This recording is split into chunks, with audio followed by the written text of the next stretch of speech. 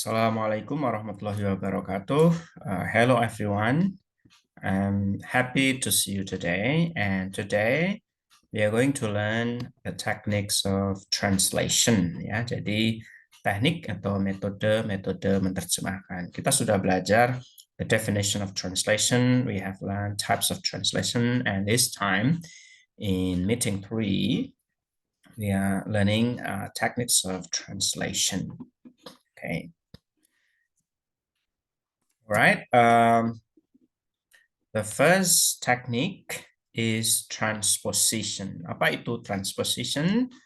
Transposition is a technique using a grammatical structure of objective or target language, which is different from source language to extend information from source language. Ya, sesuai dengan namanya bahwa transposition itu berasal dari kata trans and position. Ya, trans means move around, ya, berpindah, perpindahan. Ya, we know the word like transmigrasi, ya, Transjakarta, Trans Jogja. Trans means move around. Transjakarta itu berarti move around Jakarta. Ya, berpindah-pindah atau apa namanya, berpusing-pusing, ya kalau bahasa Malaysianya. Nah, ini karena ada perbedaan grammatical, ya, grammatical structure. Ada perbedaan grammatical structure antara source language dengan target language. Contohnya seperti ini. Ya, contohnya kita dalam bahasa Indonesia itu kita mengenal diterangkan, menerangkan, dan menerangkan, diterangkan. Ya, in Indonesian we have diterangkan, menerangkan, diterangkan, menerangkan. Contohnya rumah yang bagus. Nah, rumah itu yang diterangkan, yang bagus itu yang menerangkan. Tetapi in English itu the other way around, ya, kebalikan. Jadi yang menerangkan itu yang duluan, kemudian yang diterangkan itu yang belakangan. Oke, sehingga ketika diterjemahkan dalam bahasa Inggris itu nanti akan kebalik. Nah, itulah yang disebut sebagai teknik menerjemahkan secara transposition. Ya, alright. Let's have a look at the example over here. Ya, ini kata-kata yang ada garis bawah, yaitu a conventional thesaurus. Anda tahu, ya, yang disebut sebagai thesaurus. Sebetulnya thesaurus itu lebih dari sekedar kamus. Kalau kamus kan kata per kata begitu, ya. Jadi misalnya table itu diterjemahkan ke dalam bahasa Indonesianya itu misalnya meja. Nah, itu kamus biasa, dictionary. Tapi kalau thesaurus itu dia lebih dari itu, ya. Dia akan mencari padanan katanya, kemudian dia akan mencari antonimnya, ya. Kemudian dia akan memberikan contoh dari kata-kata tersebut dalam kalimat, ya. Satu kata, satu kalimat. Sehingga kalau Anda itu belajarnya dari thesaurus, itu satu kata bisa mendapatkan banyak kata yang lainnya. Nah, seperti ini. In English, conventional thesaurus. Nah, ini menerangkan, jadi konvensionalnya itu yang menerangkan, ya, thesaurusnya itu yang diterangkan. Sedangkan when we translate into Indonesian, itu kamusnya itu yang diterangkan, konvensionalnya ini yang menerangkan. Itu yang disebut sebagai transposition. Oke, paham, ya? Right. The second is modulation. Nah, modulation itu artinya adalah sebuah teknik di mana makna, ya, makna dari sebuah kata dalam source language itu cannot be expressed by using the same way in target language due to culture or view difference, and therefore translate into different word phrases. Nah, ini model-model terjemahan modulasi, ya. Jadi sebuah kata itu tidak bisa diterjemahkan apa adanya karena ada perbedaan cara pandang, ya. kita nanti lihat contohnya. Contoh yang paling mudah adalah teh celup ya.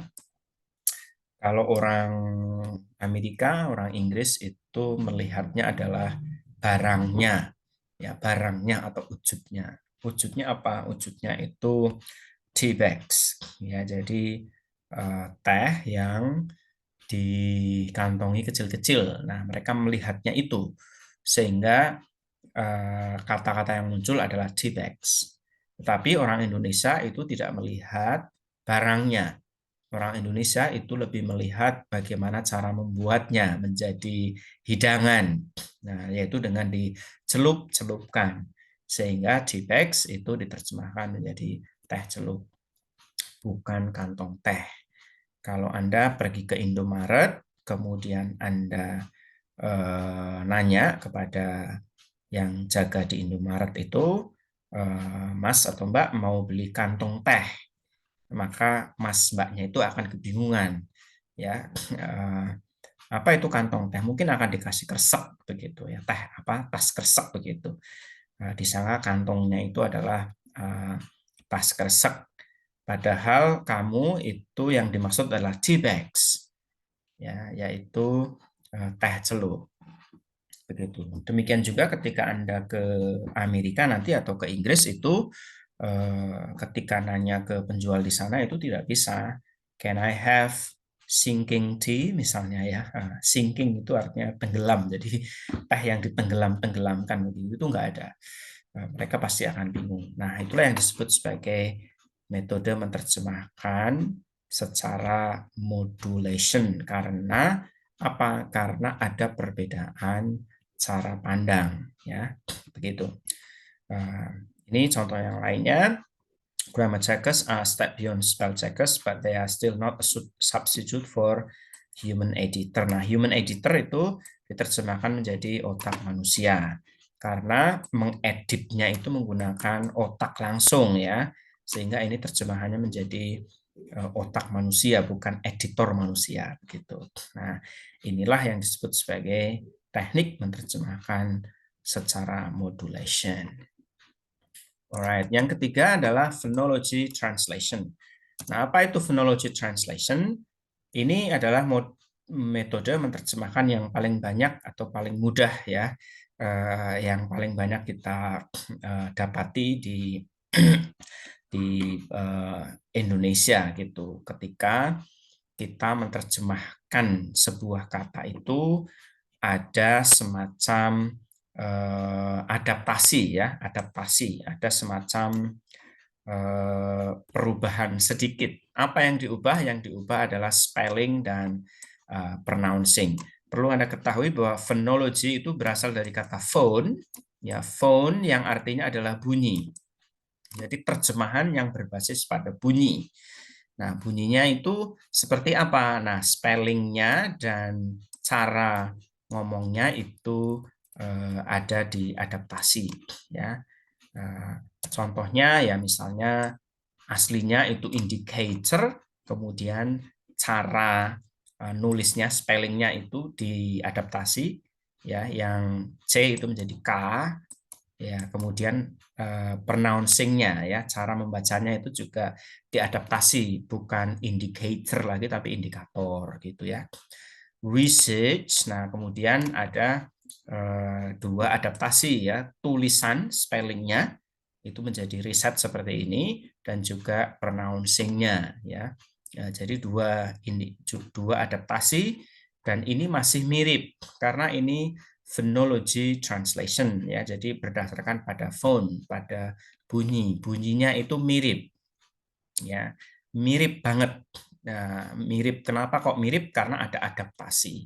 Nah, kenapa kok perlu diadaptasi ya? Karena ada perubahan transliterasi ya antara bahasa Inggris dengan bahasa Indonesia seperti paradigm menjadi paradigma.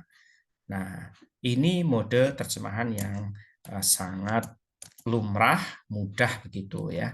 Misalnya instruction itu menjadi instruksi, computer menjadi komputer. Nah, ini cara menerjemahkan yang legal, halal, tapi cukup mudah ya.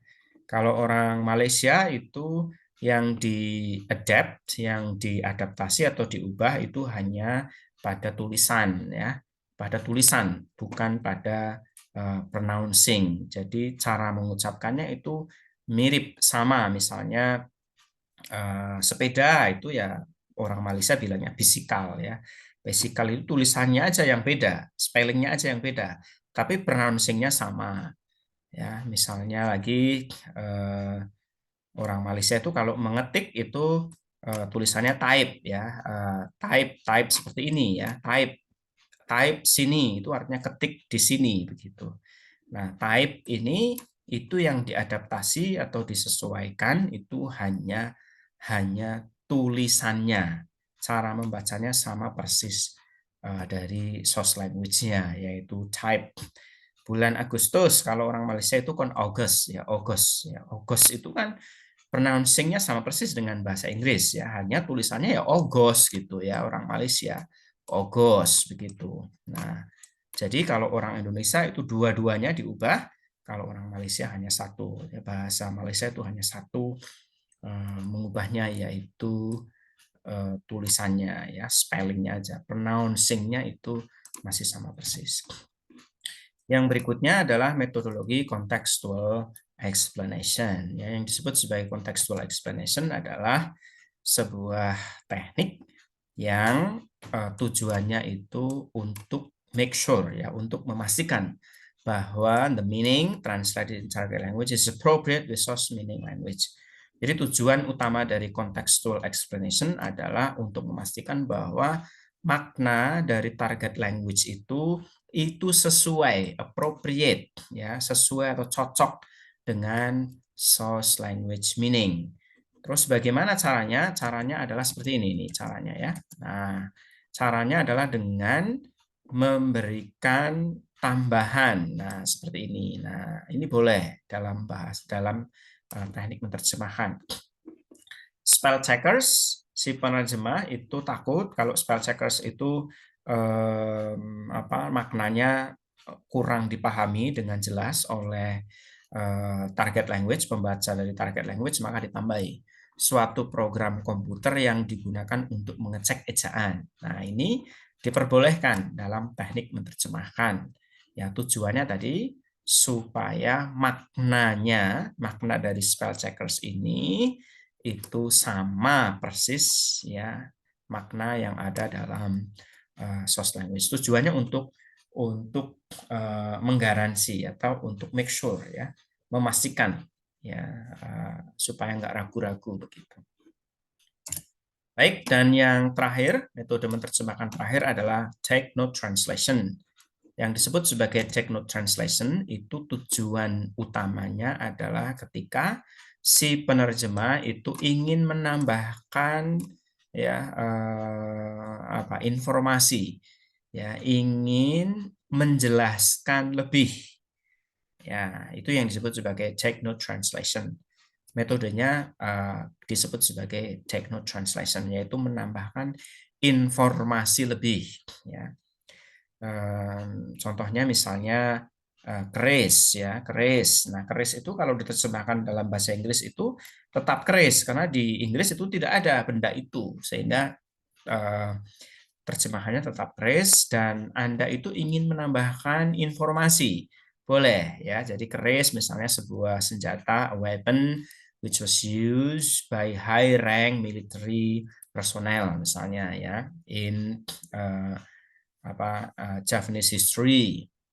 Boleh. Jadi karena memang keris itu digunakan oleh tentara dengan pangkat yang tinggi ya. Ya, kalau pangkat paling rendah itu tombak gitu ya. Meningkat lagi itu pedang gitu. Nah, itu yang pakai keris itu yang pangkatnya itu tinggi, dia komandan minimal, dia yang memerintah. Makanya Pangeran Diponegoro itu kalau di patung atau gambar-gambarnya itu keris karena beliau kan memerintah. Ya, maka pakai keris, tidak pakai tombak begitu. Oke.